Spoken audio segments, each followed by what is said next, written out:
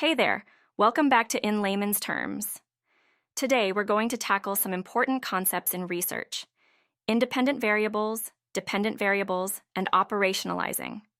But don't worry, we'll break it down so that it's very clear. Let's get started. Imagine you're a scientist trying to find out if playing video games affects concentration. You want to conduct an experiment to see if there's a link between the two. To do that, you need to identify two key things: the independent variable and the dependent variable. The independent variable is the thing that you, as the scientist, manipulate or change in your experiment. In this case, it's the amount of time spent playing video games. You can control and vary this variable by assigning different time durations for participants to play.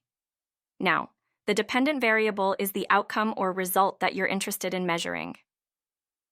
In our experiment, it's concentration. You want to see if playing video games affects how well someone can focus on a task. So, you'll gather a group of participants and divide them into two groups. One group will play video games for a certain amount of time, while the other group won't play at all. Afterward, you'll test their concentration levels using a task or a test. Now, let's talk about operationalizing. It's a big word, but all it means is coming up with a clear and measurable way to define and observe your variables. In our experiment, operationalizing the independent variable means deciding how much time each participant will play video games. For example, you could decide that one group will play for 30 minutes and another group for 60 minutes.